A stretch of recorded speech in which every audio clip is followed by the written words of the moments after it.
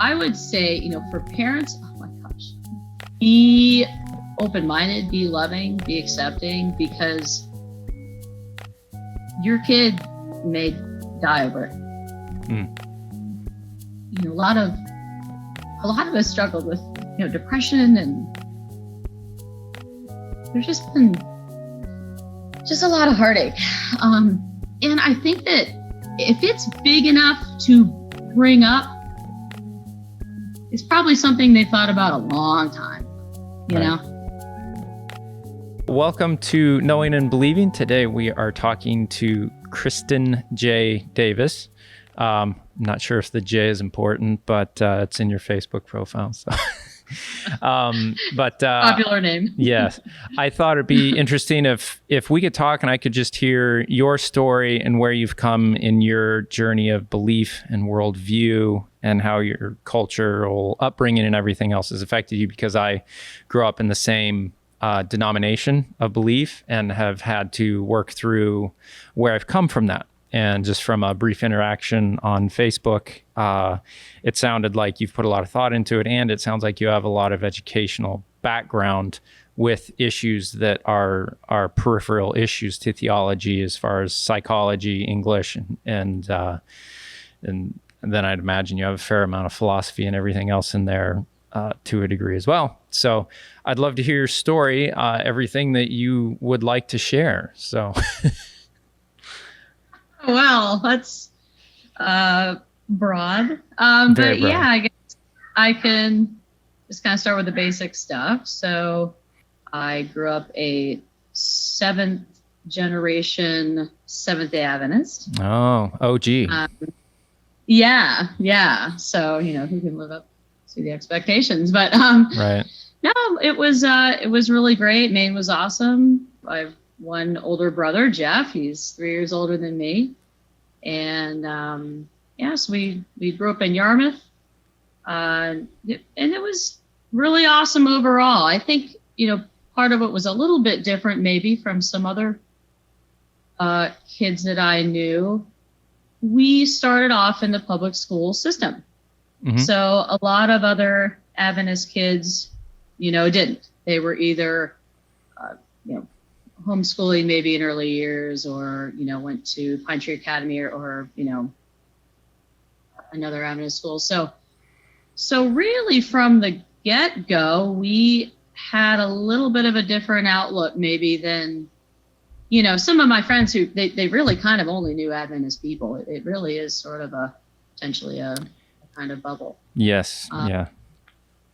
And, I think part of it too is like my mother's parents were not like born Adventists. They were converted to Adventism when my mother was probably 8 years old.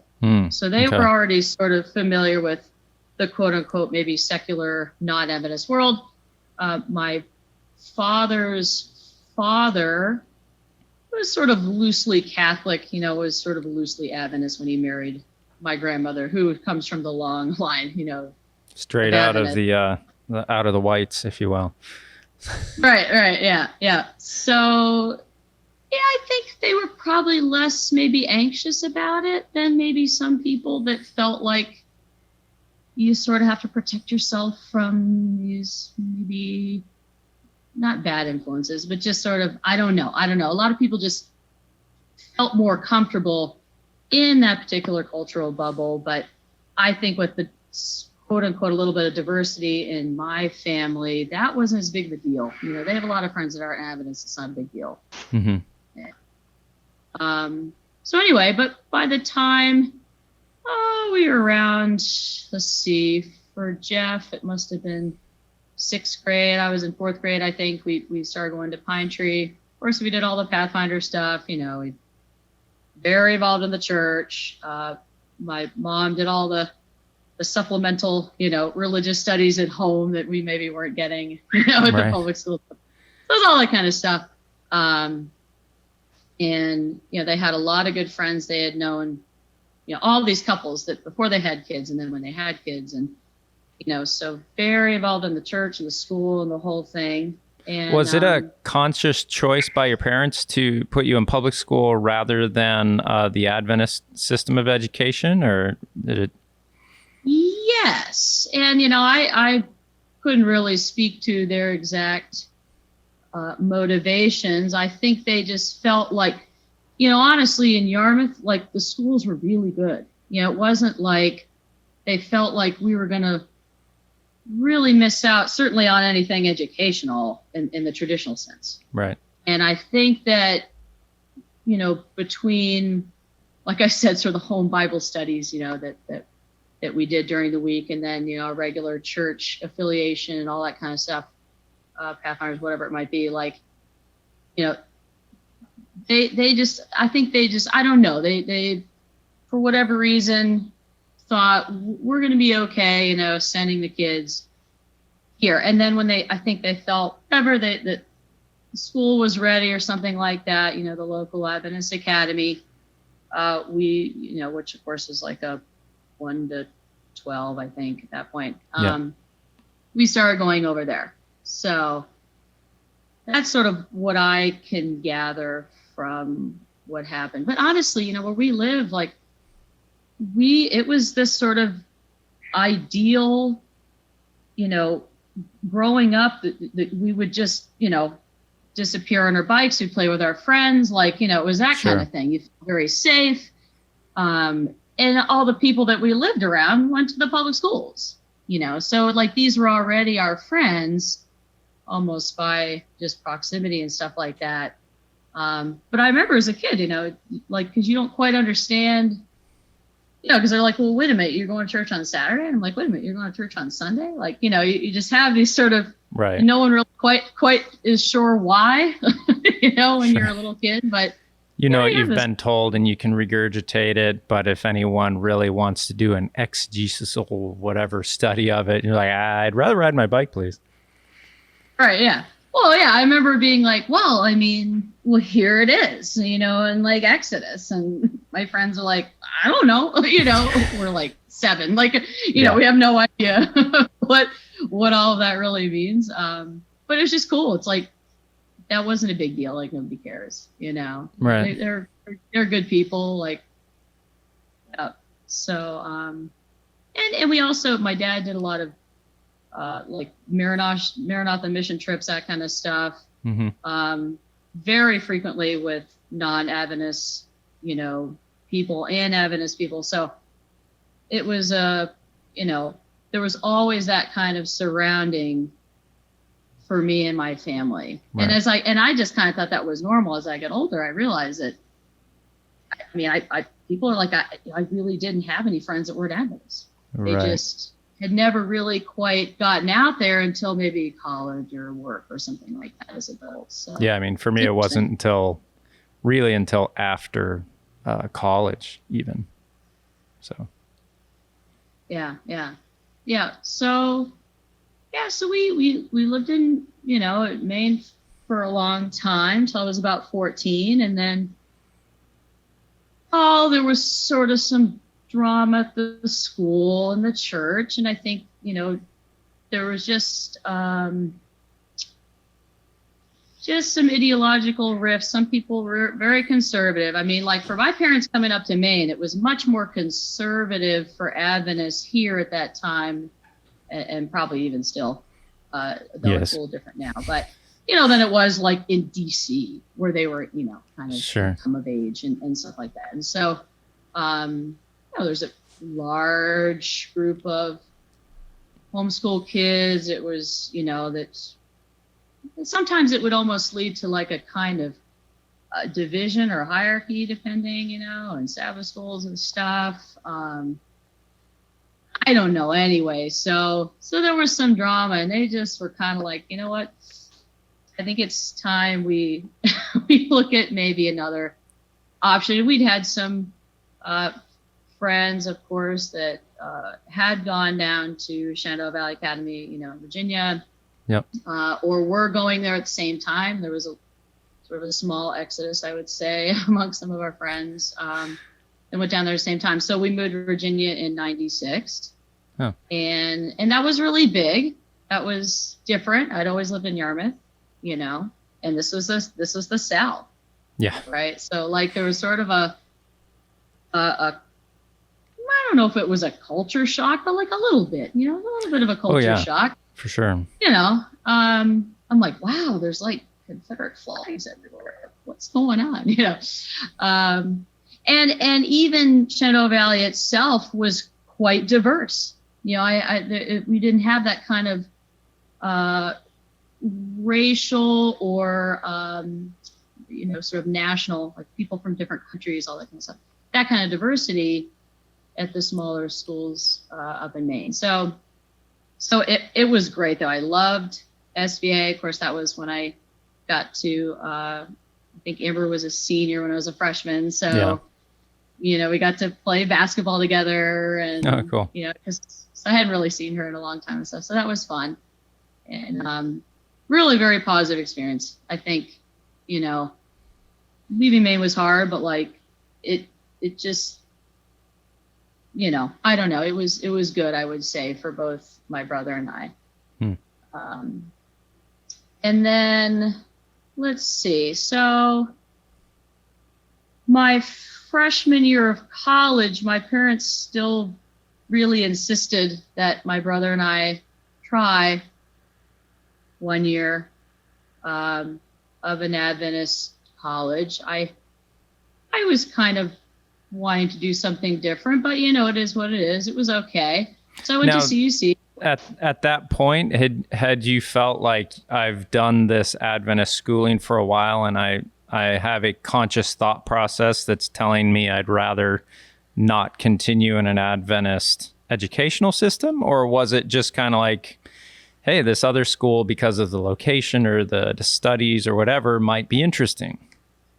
Right. Yeah. No, it was not. It wasn't a thing where I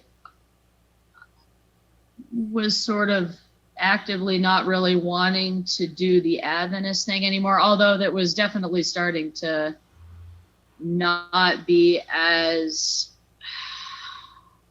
critical in my life at that time. A lot of high school, it was the prayer conferences and the Bible conferences and the prayer meetings and the, performing for Sabbath school and, just the mission trips, and like very, very dedicated. And I don't know, like it was helpful, but I'd look around and some people are just like, I was like, wow, they're like really moved by all this. They really like feel or like hear God, directing their lives, this kind of stuff. I did never really quite get that. Like I expected something more literal or something. I don't know, Sure. So just it fizzled a little bit, and there were just some frustrations, just I think regular teenagers have. And you're forced, of course, to do all the things, the Vespers and the Sabbath school and the church, like you sort of are like, but honestly, I think the major thing for me is I realized I exceptionally good grades, really basically all A's all through school. And I wanted to kind of try to get into somewhere relatively elite, I guess, if you will. Sure. Like maybe not like Ivy League. I don't know if I'm that smart, but like just something where they've got all these different kinds of programs, all, hundreds of different courses within, it's like, right. I remember going and visiting some, public universities. It was like, wow, there was like a short story Gothic class in American literature. Yeah. It'd be like this, just things that were like, you can't expect that at a tiny little college. Right. So so that was kind of part of it for me. I really just wanted something where I had a wider range of courses, fields, professors, like all that kind of, the fancy libraries, all the things that you can get when it's a bigger college or something like that. Right. So it's interesting for me. I remember late in high school, like, well, you got to do the SATs and everything. And I was like, are you kidding me? I'm going to an Adventist college. As long as you have money, they're going to let you in. Why on earth would I study or even try on this? I know my future is before me in Adventist education.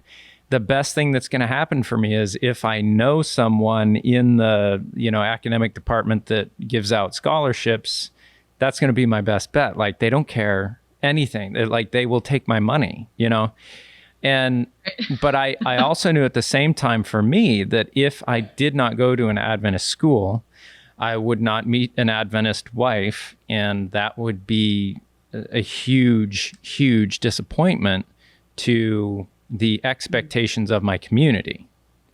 And so for me, I had that just pressure for that. And it sounds like for you, it was Adventism did not culturally have an oppressive effect on your life as much as here's a theological tool that is useful in my life in guiding the complete thought process that moves me forward, rather than the all-encompassing thing that you go outside of these lines, you're in big trouble. It didn't seem like, from what you're saying, it doesn't seem like it was as much of that kind of an experience for you. Oh yeah, 100%. And this is why, of course, why do most Adventist parents want their kids to go to an Adventist college? Well, it's a dating they want them to marry an Adventist, of course. Yes. Right. But for me, and even now, I have no interest in that. I was about, education, career, doing something to, help the world. That's what I was interested in. I had no interest in having a family and all that kind of stuff. Now I thought, maybe one day it'll happen. I'll be like, oh, I really like to have kids. Honestly, it hasn't happened. So I think, we're given that growing up that this is the norm. This is the best thing in everyone's lives. You're gonna want it sooner or later. And I don't know. It hasn't happened to me yet. 38. We'll see. But so for me, I had no interest in going to a school just because I was trying to find some guy who's Adventist. That was at the bottom of the list. Sure. Whereas probably for my parents, it was closer to the top of the list, right? Right. I think you're right there. But they had such a great experience too, and they really enjoyed it, and they had wonderful mentors and professors and coaches and the whole thing. And they sort of wanted to keep that going, because it had been good in our lives up to that point. But I was interested in academics first and foremost for college. Right. So, go ahead. Oh, I was just going to say, the thing that was kind of fun is that my brother and I both got to do some D2 sports at CUC. Oh, so cool. That was, so I played soccer. He actually played soccer and basketball. Yeah. So that was a little bit of a draw, but I didn't like living in the city. I went home all the time. Yeah. I don't know. Now, in defense of, I don't want to call Adventist education just an expensive dating service. I mean, the architecture school I went to, I think I got a very quality education there, mostly due to the people that were there were very mission oriented and took their jobs very seriously, as I would assume most schools in academia and higher education would anyways. But there was a much smaller student to professor ratio. And, I have to say, I do think it was a good education, but there's, as I said before, absolutely no worry about, getting in. If you have the money, you get in. They want you there so you can potentially become an Adventist if you're not already, so on and so forth, and keep you in the fold. Great. For you, it would you still consider yourself Adventist to this day and practicing and a valuable part of your life? Has that stayed with you? Have you transitioned out of that? Have you worked through it at all? Where do you find yourself these days? Well, okay, so this would be a longer answer, I suppose, right? Okay, so what happened was, I did my first year at CUC. It was okay. Like I said, I didn't like the city. I definitely want to do something else. My brother had done a lot of living abroad and stuff like that, so he was like, "Hey, you should come to the lounge," So I went to Cologne for basically a semester, and it was okay, but I was kind of homesick. Now, in the meantime, it was the summer after my freshman year of college, so I was 19, and I met this girl. She's just a friend of a friend, and my friend was like, "Oh, this girl reminds me so much. Like, you guys can have so much fun." And we became like really close. Like, and I was just like, I felt like I was kind of obsessed with her, and I was like, "Wow, I just want to hang out with her all the time." Like, is that weird? Like, that's a little weird, right? Well, and this girl was not Adventist, right? So eventually, one thing kind of led to another, and it was like neither of us had ever had a girlfriend or anything like that. But she was like, "Well, do you want to like try to have a relationship or something?" And I was like, "Oh, I can't do that. That's against my religion." So Right. that was sort of the first. Then after a while, it's like, well, okay, like maybe like we'll try it, and like but you don't talk about it. All right. No, not in Adventist circles, anyways, at the time. Right? Yeah, or like to anyone. I mean, even for her, she's from rural Virginia. Like no one was going to be out or anything, and we didn't really know what it meant. Like, again, it was sort of a, wow, this is so weird. Like but I really was like, I'd never been in love before. It was amazing. Anyway, so after that, I decided to go to the college where she was, which is Old Dominion University, Mm-hmm. and which was really an awesome experience. I mean, it's just wow. I'm still friends with a lot of professors there. Like it was really great. So but yeah, so that was a hard time though, because once I sort of decided to do that and realize how much it meant to me, I was like, this probably isn't going to go away, The Old Dominion University or the dating another woman? the dating, that to date, women. It's like, and at that time, I mean, I had never even, you couldn't be gay and Adventist. Like I didn't know anyone who was gay and Adventist. It's like, that's not, you can't be both. And there was no one to talk to. Yeah. I had no one to talk to at all about it. And it was really like I had to choose that over salvation. It was huge. It was huge. I was like 20 years old. Just really tough. But I think what sort of helped a little bit was the fact that I was on a secular campus, very, sort of the international campus of Virginia, big school. Of course, a big military area around there, just a lot of different kinds of people. And you get a different outlook from your courses. It's not, anyway. So, and then I did more grad school, and you start to learn more about deconstruction and queer theory and things like that. And that has sort of helped me maybe not feel quite as guilty about it, but at least it sort of offers a different kind of way of viewing the world, as opposed to the Adam and Eve. There's an absolute sort of division here from the get-go with creation. Men and women is supposed to be a very specific thing. They have, different roles, like all that. You sort of, if you didn't have that, if you kind of wipe that all away, like you've got all these different options to think about. Well, maybe our concepts of gender, sex, sexuality, these are sort of socially constructed. They change over time, and the more you get to study that, the more it kind of made sense to me. So I think, but for a long time, it was like, well, I can't be Adventist anymore. There is no place for me in Christianity. I just kind of I felt like I had to sort of throw that away a little bit, and I was so focused on the other things. It's like, I can't really deal with all this, just the difficult questions about spirituality that were so hard, Yeah. And so, so I think I took world religions. You're studying so much. It was just really amazing, incredible. So I think, for probably then I would say since the time I was, 20, I have been agnostic. Now, the interesting thing though, after I Well, it's kind of during grad school, well, the second round. So after my master's, I was doing my PhD.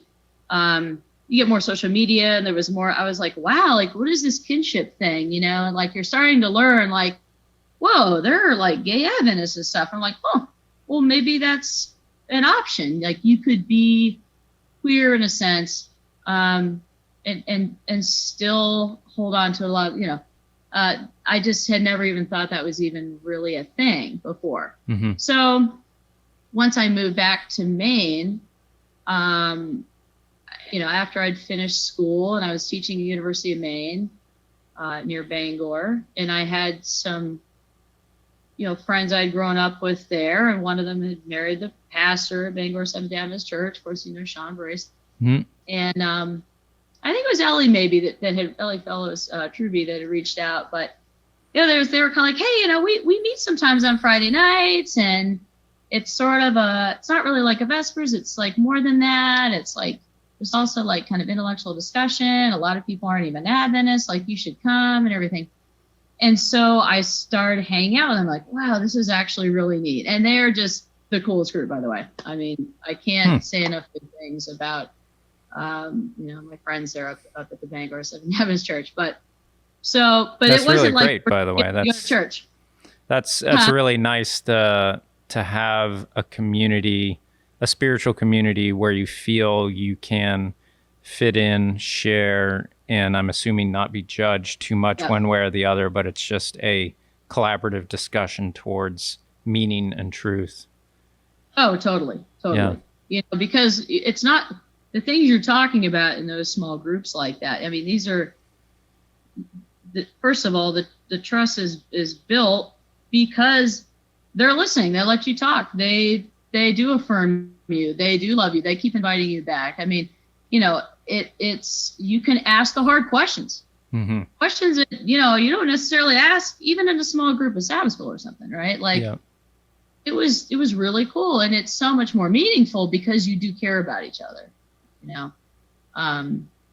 So I did that. I was pretty busy, exhausted, but I tried to do that really most Friday nights. And then I even started going to their church service on Sabbath, which is kind of a different type of, different than what we grew up with, of course. And there was a lot of like you'd sort of sit if you wanted to at tables, kind of small groups, and it was really cool. So that kind of got me more interested in thinking about, now, am I ever going to be a diehard Adventist again? No, I don't think so, right? There's too much about just about some of the quote unquote fundamental beliefs and stuff that I don't know, that just don't make that much sense to me. And I also feel like that's a certain limitation.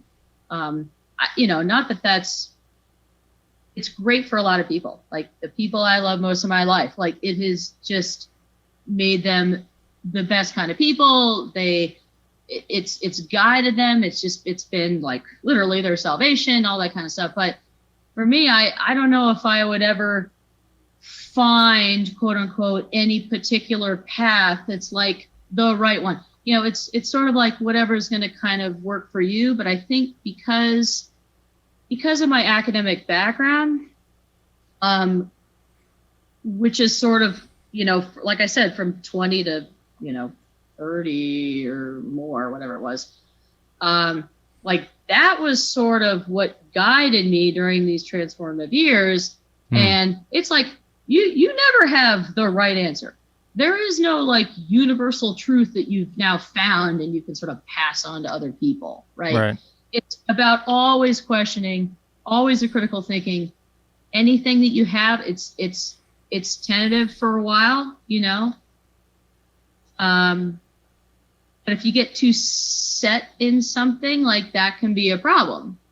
And so I think that's kind of carried over for me, whether it's political ideology or religious or anything else. I think if you're not really actively questioning your stances, your beliefs, whatever, all the time, that can be a dangerous thing. A lot of people are like, oh, it means you're never what's it mean to not believe in anything? Or what's it mean to not stand for anything? And I don't think it has to be that, right? Yeah. But I've seen where assuredness and certainty, of course, that's going to lead to judgment. Of course, that's going to lead to exclusion, Sure. Bias and prejudice and closed-mindedness and so on. So, whether you're holding a particular belief or not, you've got to at least be aware of it. And so for me, I think it's just so ingrained that I wouldn't want to just swear on one thing and I've kind of got it figured out and. Now, do you think that you had the foundation of this position before you were involved in academia? Or do you think it's the process of getting to know yourself and understanding that in such a transitional time and realizing something about yourself that your previous worldview kind of excluded, that transformed you into that person? Because it seems like there's some thought process commonalities that I might share with you that would make you to continually be a fence rider. And I mean that, to me, it feels like a positive way. I've never been someone who played team sports. Like I'm that far gone that to be in the band, to be in, a singing group like the Shenandoahs, to be on a basketball team, any of that was so constricting as far as time and just someone else's control, someone else's thought process about how I should do things. It felt so imposing on me that I didn't have the freedom to actually explore meaning and truth. Like I say that now, I could not have come anywhere close to articulating that before. But as you're saying, to be part of a religion like Adventism, to me, in my experience, now, if both of us were on the West Coast, we might not be having anywhere close to this kind of conversation because the culture is so vastly different. You've probably been told that a bunch. But it requires, it seems, so much of a sign-on. Like you have to really sign off a lot of your previous desires and abilities to critically think about some things and to place those outside of surety or certainty, which within the culture sometimes can, with some subjects, can be perceived as kind of a contentious, not self-righteous, but like that's improper to question to this degree, and you're outside of the culture at that point, and that doesn't seem healthy to me. And it seems like I recently listened to something where we crave salt, fat, and sugar, and salt, fat, and sugar are valuable things. They need to be within the parameters of moderation. And we also crave meaning, belonging, acceptance, and certainty.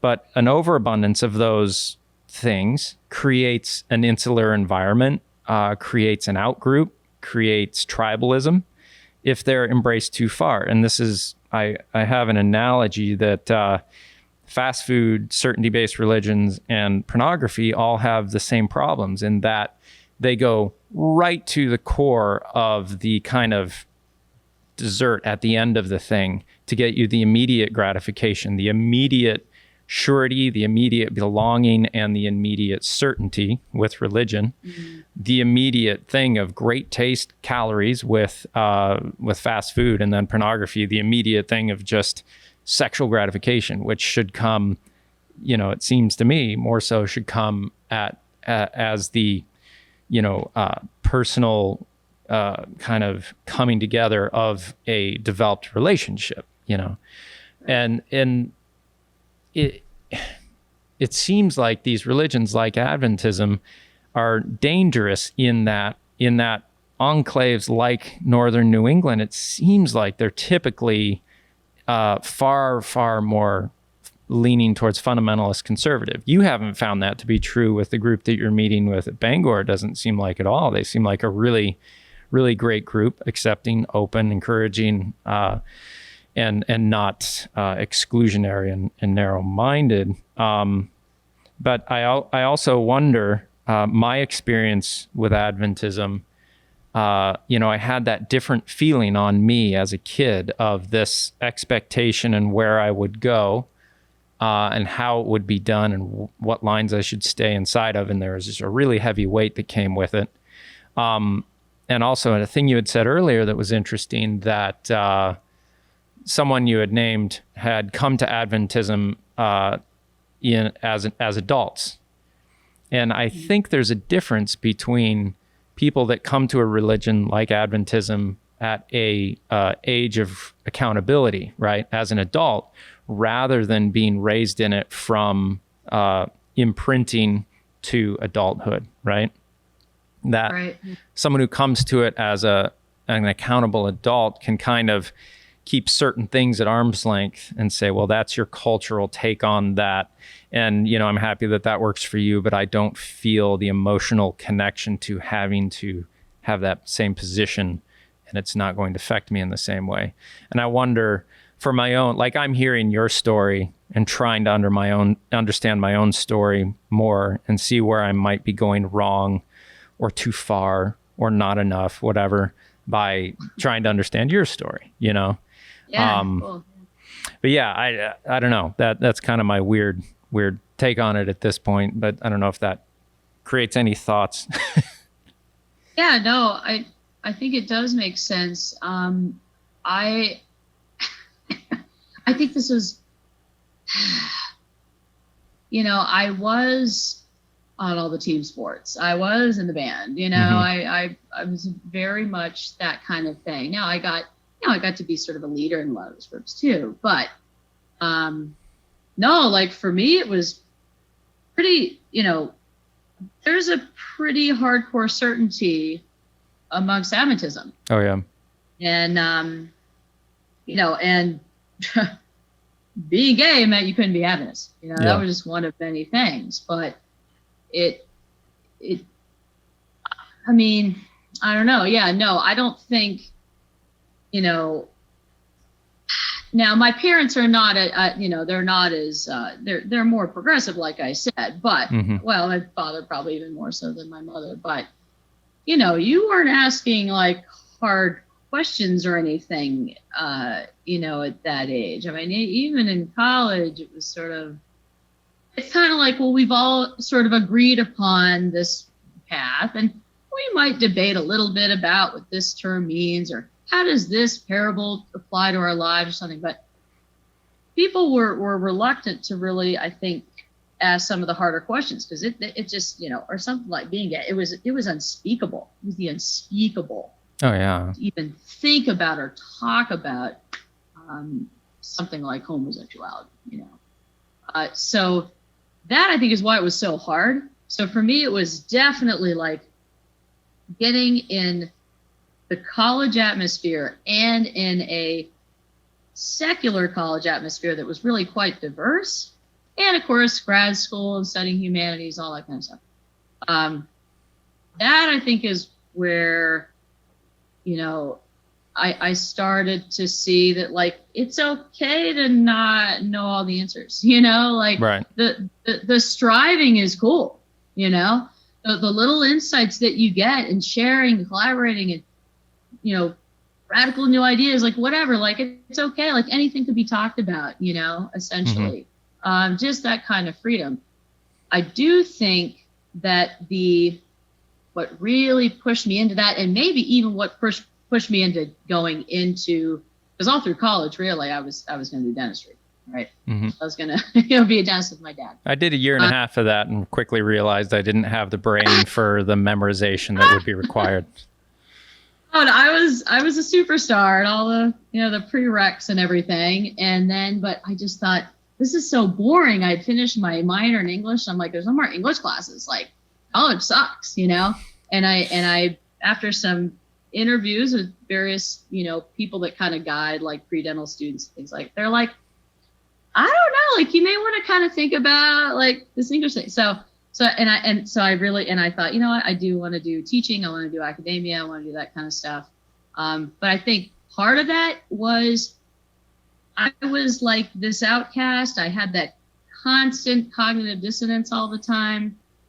You sort of want to be part of the culture that you've always been a part of, but at the same time, you despise certain things that they stand for, and a certain, sometimes sort of hateful behavior, frankly, exhibited towards certain people, and sometimes even intolerance. And it was like, and I think, like I mentioned, maybe something on that post, where what happens when you have to come up with a system of a worldview, a belief system, a morality, an ethics, whatever, that isn't based on some idea of, for me, of course, growing up Christian, potentially heaven and this great relationship with Jesus or whatever. Like, what then, how do you construct that? And so in a way, it was actually kind of, maybe it wasn't positive at the time, but it's almost kind of positive looking back on it now. It was like this blank slate. Like, I was just like, well, heaven ain't gonna have me, so all right, what's next? Like, what is my life going to be about? Like, what am I going to do? What am I going to stand for? What is the, those existential questions, like, what's the point of living, like, what, all that kind of stuff. And so that, again, I think was sort of like, well, if it's just kind of the here and now, I got more interested in social justice. My first college teaching gig, I was, 22 years old. It was an interdisciplinary course on appreciating the global environment.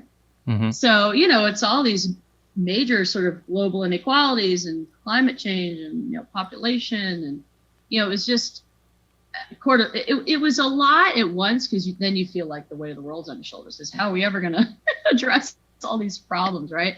But I don't know. I think it was kind of neat to just have this total other way of trying to construct what you want to do with your life when you're not, I don't know, feeling like it had just previously been so tied to like the Adventist life and like, winning souls for Jesus and, like heaven and all that kind of thing. And even though this is sort of anxiety inducing because you don't have that assuredness, right? I mean, go to the funeral of a loved one when you're not a Christian or someone that believes in an afterlife. Right. That's tough. There is no, there's going to be a happy ever after one day. You're just saying goodbye forever. Yeah. Like, it's not easy. But I do think it's what really helped me personally kind of be able to really think widely outside of the box and kind of use parts of, my upbringing, my academic, like all those different things, just to try to be a good person, try to make the world a little better. That's sort of the small, life goal that I have. What can you do to help people, right, basically here and now? Because that's all that I have. That's sort of assured for me. Yeah, the certain thing is that you're, I think, therefore I am. I never understood that until I went through really deconstructing that, and I was like, oh, that's what that means. Yeah. Yep. Yeah, that's kind of a difficult rock bottom to hit, but it gives you a point of like, all right, we cleaned this site down to bedrock. Now we can start building, Right. So, yeah. For the mindset within a more fundamentalist community, as far as, Baptists have it, Jehovah's Witness, Mormons, Adventists, they all have it. How comfortable are you speaking on the LGBTQ plus issues of people growing up in those kind of communities and advice and that you'd have for people on both sides of the equation, as far as parents with children that might be, and also children that are still under that community? Well, I mean, of course, I only really have my own experience to draw Sure. from, but I will say that we certainly, across, like you said, many, especially religious communities, but sometimes just other traditionalist type of communities, we see that there is very high rate of suicide, high rate of, substance abuse, and so if you have got, because I have some friends that, like, they came out and their parents, like, basically disowned them. Like, I honestly thought, I waited until I had, just in case, I had funding for grad school, like, I was, like, ready to go before I told my parents, Now, they didn't, like, cut me off, but I thought they'd kind of, well, we love you, but, we can't support this lifestyle kind of thing. They end up, it's been a journey, but they've been really quite supportive. I would say, for parents, oh my gosh, be open-minded, be loving, be accepting, because your kid may die over it.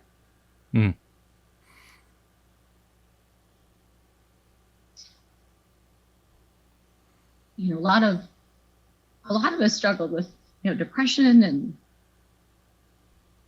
there's just been a lot of heartache. And I think that, honestly, like, people, this is not some passing fad. Like, it's not like, oh, I don't like, the Patriots anymore, I like the Cowboys, or something. Right. Or even like, oh, I don't want to be a dentist, I want to be an English teacher or something. Yeah. Like, this is like, if it's big enough to bring up, it's probably something they thought about a long time, you know? So I'm concerned, because I know that there are also some, queer people. I think that's sort of the term that I use, probably from so much queer theory courses that I've taken and such, but sort of the LGBTQ plus whatever community. I don't know. I think that they need patience, they need acceptance,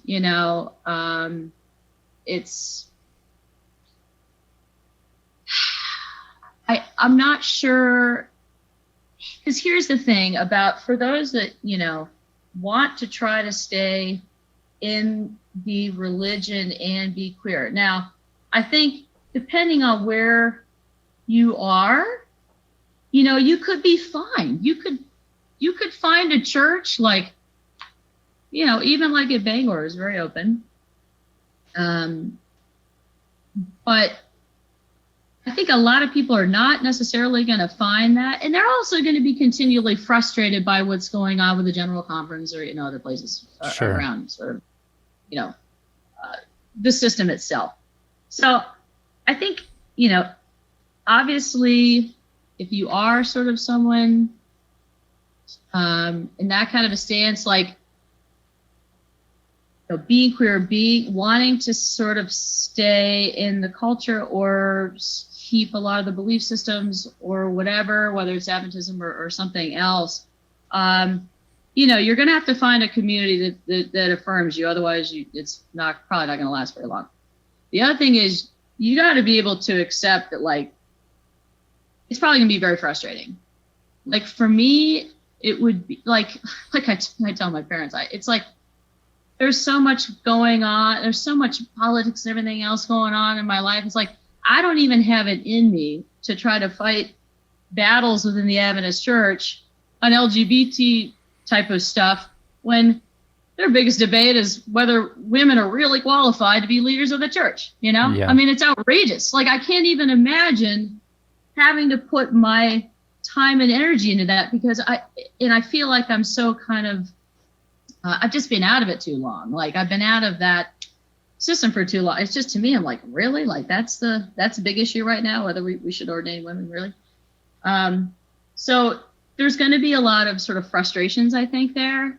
But for a lot of people, it's worth it. You do get to maintain your culture. If you've got an affirming community or whatever, it can still be really valuable, and all that kind of stuff.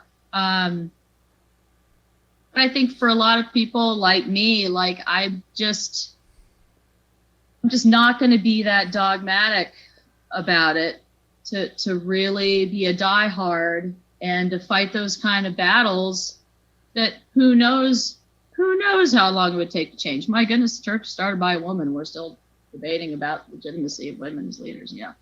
Right. I don't know. So that's, I think, kind of what I would say as far as people inside, outside, parents, whatever. I really appreciate you sharing that. It's obviously been something that's been obviously very personal to you. There's a lot of emotions attached to it.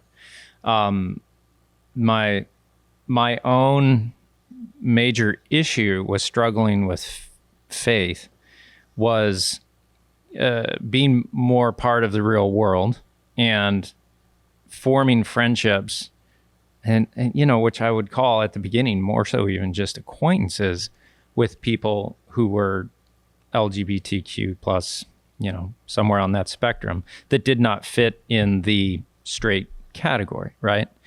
And looking at them and first thinking like, it's very odd that they've chosen this lifestyle, right.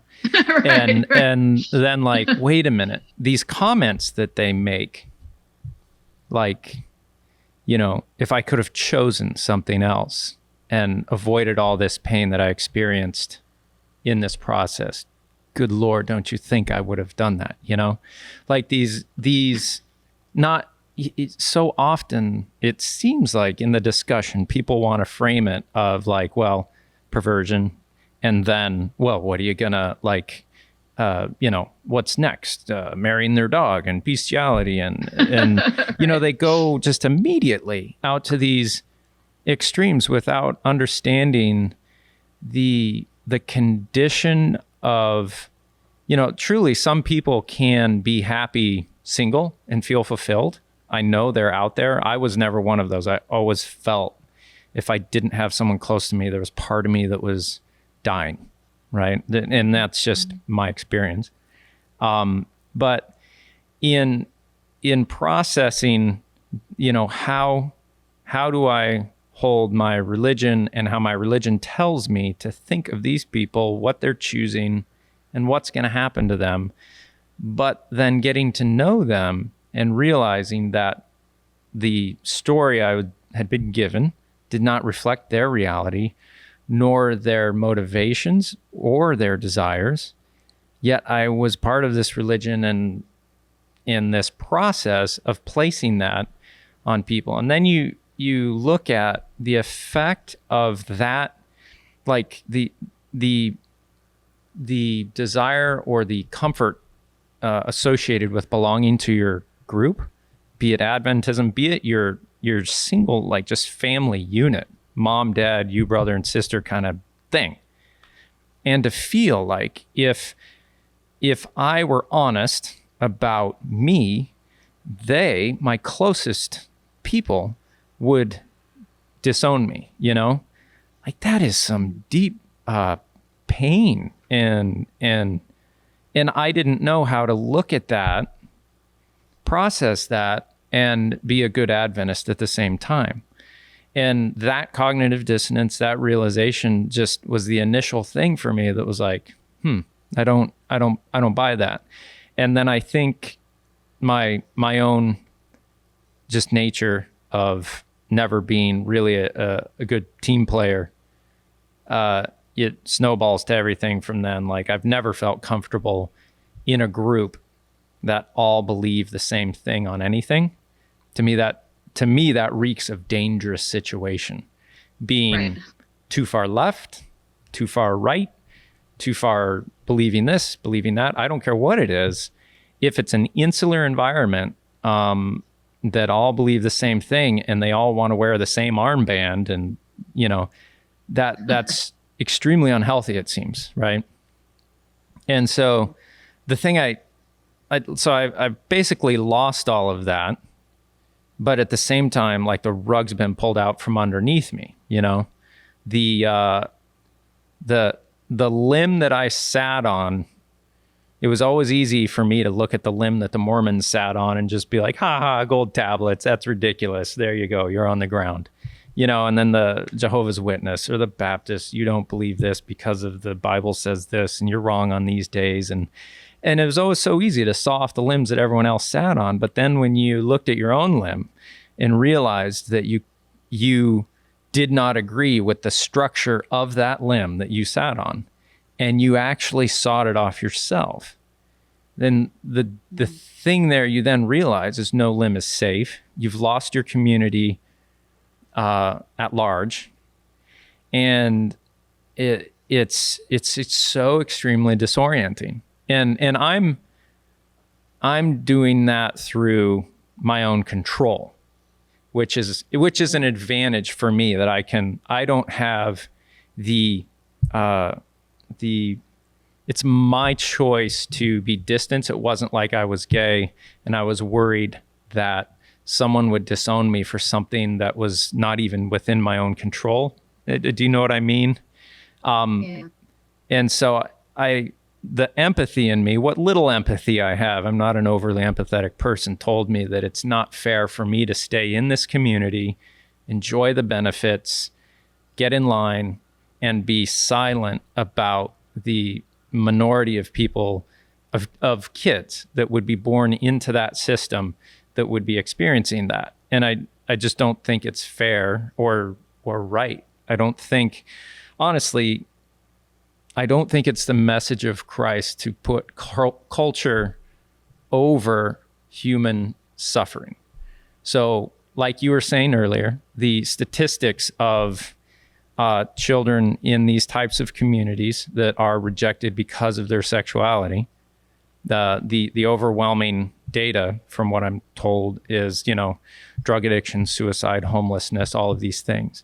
Do you think Christ would say, yeah, reject them for that and put them at risk? Or would Christ say, love and accept these people for who they are, as I do? They're one of my children too. Yeah. And it's just, I don't understand it. And I don't understand why so many people are silent on it.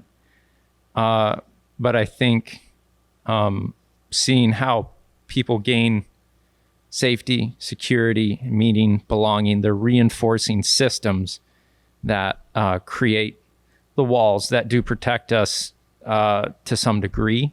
And if you mess with those walls, people get scared.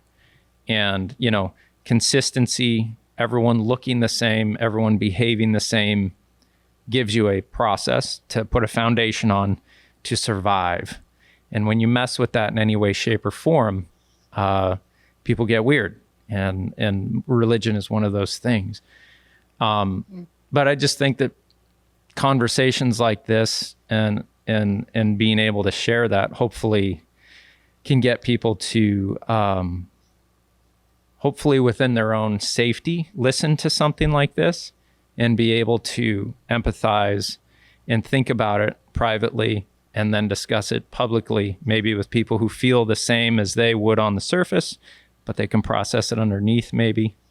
In your own experience, and if you're comfortable talking about this, coming to your own realization, it seems like from how you described it, like you discovered that you were attracted to another woman rather than always knowing that. Right. Is that from my experience, like, I got to think like 7 or 8, I was like, holy cow, that's it. And I'm like trying not to think about that so much because my religion tells me to think about all those things in that way is really bad. And that, like, it is just a fire hose of, you know, like, and to hear someone else describe their experience of like, oh, I just kind of like, this is, I didn't, from what everything I've heard, I didn't know it would be this way. but you discovered that. So are you comfortable talking about that or explaining that at all? Or that's fine. Now, I think it's going to be different for a lot of different people, right? Like I had a girlfriend. From your studies, what is the spectrum nature of that too, right? Is that, like, most people think of it as is binary thing the right term there to use? Like, most people think you're either this or you're that, and if you're not that, you've simply chosen to be that. You've chosen to be a pervert and over there. Sorry to say it that way, but a lot of people want to frame it that way.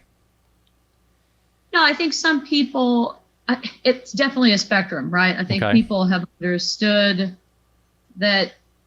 I mean, and anyone who's done any kind of historical research knows that there's all kinds of gender identities and sexual practices, and you don't even have this concept of a pure, like, sexual identity like that. Like, you don't have, like, homosexuality as being defining, sort of, where the acts define the identity of the person until the late 19th century, right? You didn't even think about it that way before. That's why, in Greece or Rome or whatever, you could be a guy and sleep with other guys or boys, usually, I guess, if you were an adult male. And it doesn't make you gay. Like, it just so there's a relatively new understanding of this sort of sexual identity. It's kind of all encompassing.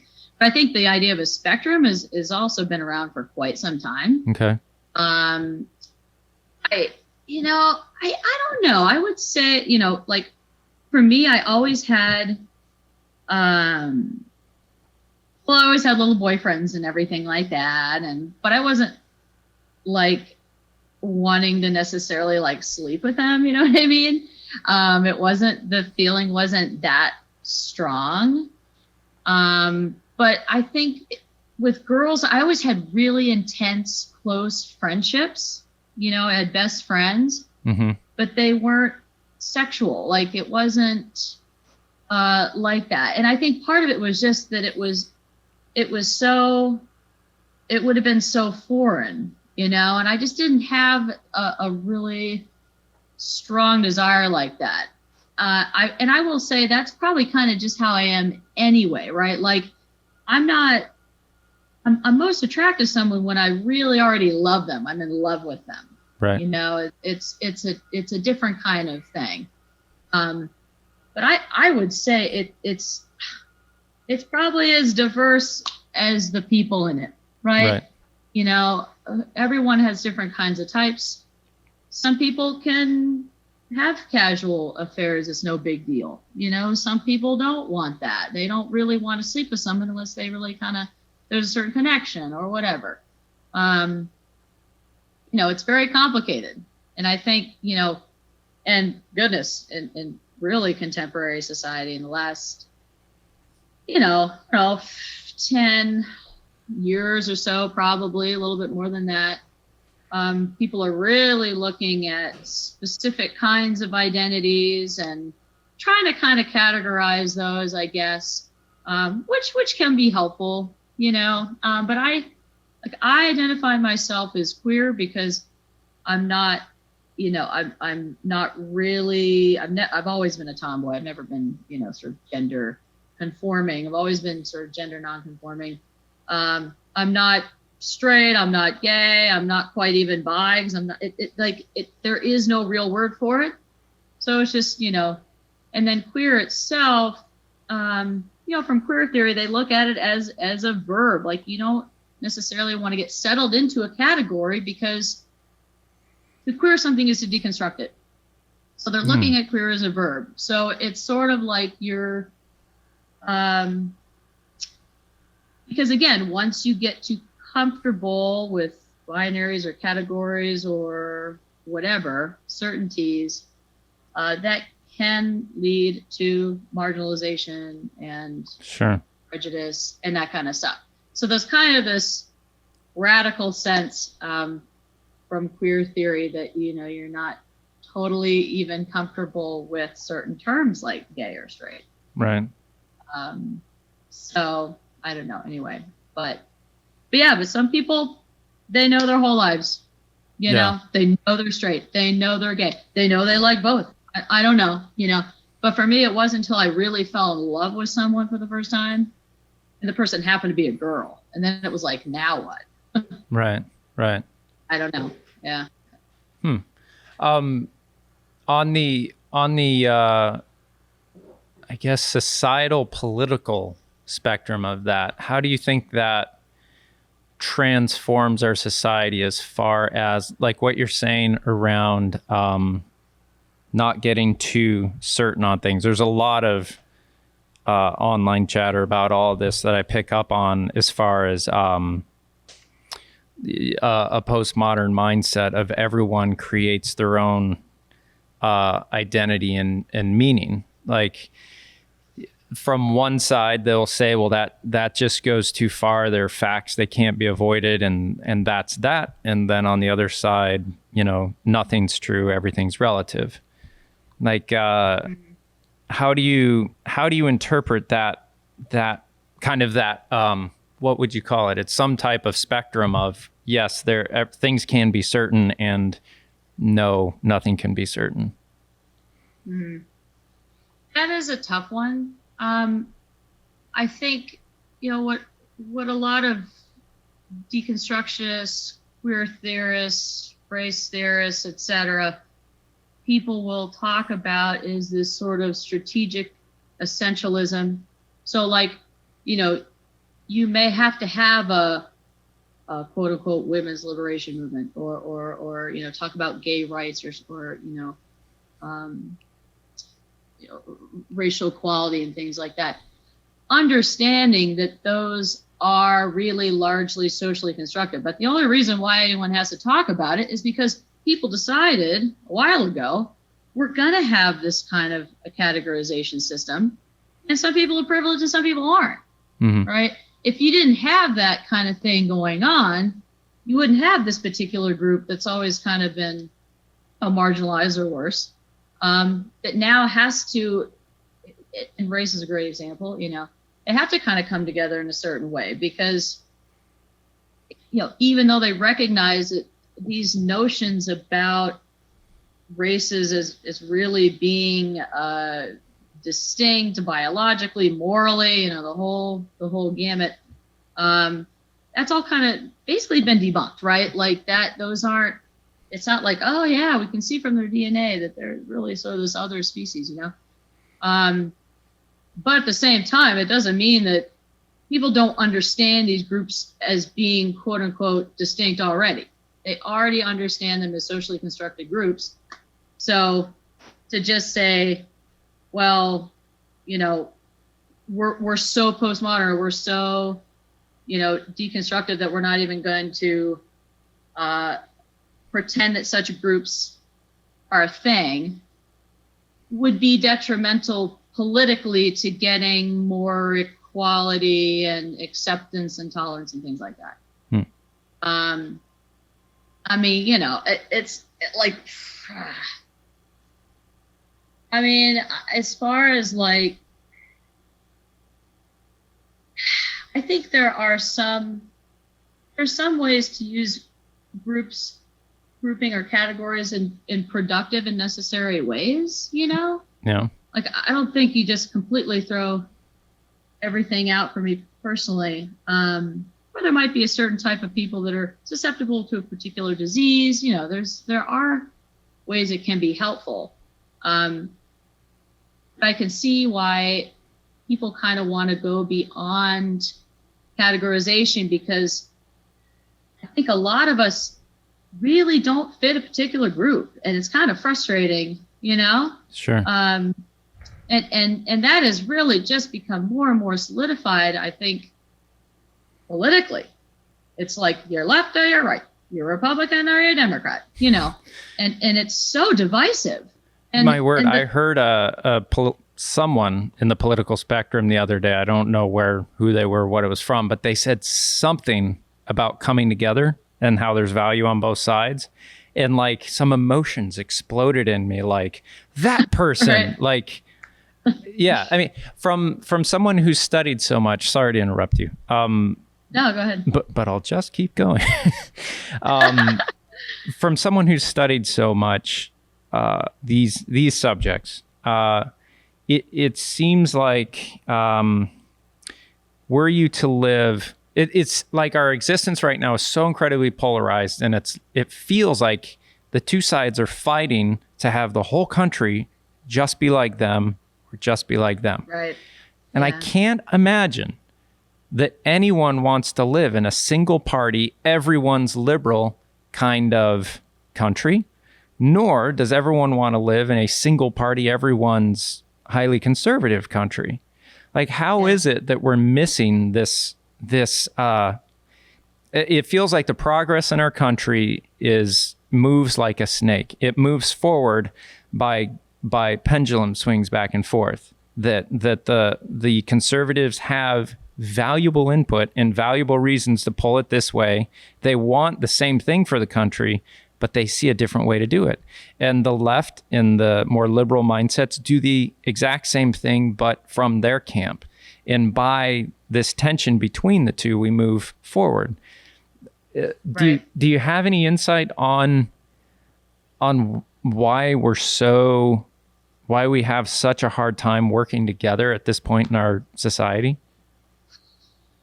Oh man, that's a big question. I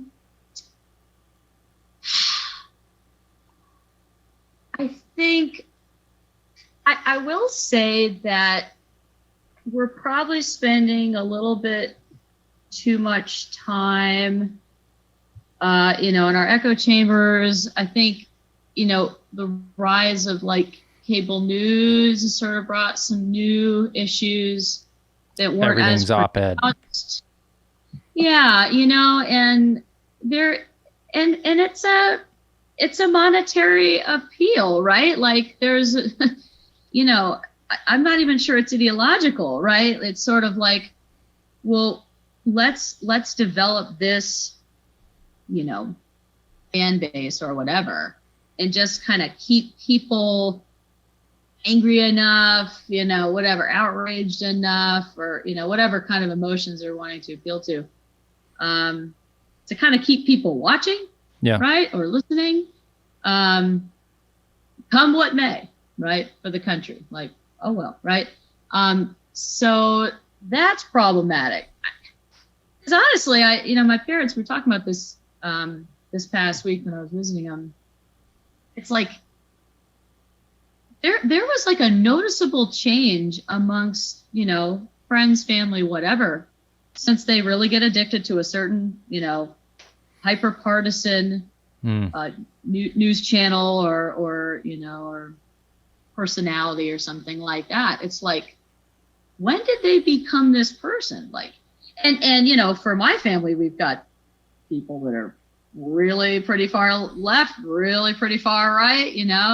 There's the whole spectrum, and it's like, I don't know, it does seem so polarized. And I don't know, maybe I'm a little bit too young. People like my parents, it's interesting to talk to them because, you did have more of a general, these are respectable news sources. They're trying to be more, journalistic in the traditional sense, where it's not really, opinions so much. Right. Not that anything's objective, but, a little bit less so, I think, than we get from a lot of the news now. So now it's like, it's more about entertainment than news. Yeah. And the way that they're capitalizing on that is going to be these emotional appeals. It's going to be outrageous things. They want to keep people captivated. And of course you kind of have to, I don't know why.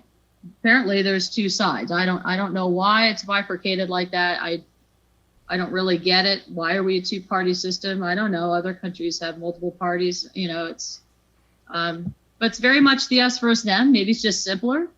We're right, they're wrong. Yeah. There's nobody, short attention spans, right? Nobody wants to do the research to really understand what is the history of voting fraud. How many weeks are people going to spend reading and studying that? Now, I was able to do that because I had access to university library, but even Right. that, people can't necessarily even get access to all these kinds of really good, solid sources. So it's like, it's just the sensationalism. Nobody wants to put the time in to really think about it. And then that in turn, I think sort of now with social media, right? That's a whole new level after we get like cable news and such. Right. That sort of what you're posting is sort of represents who you are. It's like you're kind of showing your identity or something, and identities, and realistically are quite complex, and maybe we want to think that it's simple, and we're on the side of right, we're on the side of good, or whatever. Right. I don't know, but it's true though. Most people are not going to be, and they maybe just don't have the time. Like, even if they had the ability, they're not going to take the time to really do the hard work, to really do the critical thinking. And there's a certain privilege that comes, from being able to really effectively do that, to know how to research, to know how to evaluate sources, Right. to know how to understand fallacies, like all that kind of thing. It's, I just think a lot of people maybe haven't had as many opportunities to really develop all that kind of stuff. So it sort of gets compounded with just the very, very, very fast-paced life that we have now. Right. Posts and tweets and, 30 seconds news segments and this and that. I don't know, right? I got to think that at the foundation of our country, that we are a country of immigrants primarily, that to be an immigrant, you got to be pretty crazy. You got to leave your country that Right. your family that I mean, you got to be crazy, you got to be individualistic, you got to be brave, courageous, and highly individualistic, right? And I think we have at our foundation have nurtured a culture of high degree of individualism. And then people identify highly with these very, very, very polar opposite ways of expressing that, liberal or conservative in general. And I think just the encouragement of our society in general, having a foundation of largely immigrant, that makes them the highly individualistic, brave, courageous, outspoken, and then to add on top of this now the social media and the echo chamber that is the friend group that you surround yourself in and the feed that you see. It's all feeding into something that I hope we can pull back from the brink. And I hope conversations like this again kind of help people see the multiple sides of things and accept that there's a nuanced difference, and realize that there is a lot of value in people that are not like you, because good grief, if everyone was like me, wouldn't be good. So Yeah, no, there really is value in diversity. yeah. It really is, Yeah. Well, I really appreciate you sharing from your personal experience, taking the time to work out the technical difficulties of getting on a call like this. But It's okay. yeah, really appreciate you sharing your personal story, your experience, and your education, and your knowledge and wisdom from everything that you've studied and the life that you've lived in this kind of format. Super appreciate it. Thank you for your time, and it's been really enjoyable. So thank you.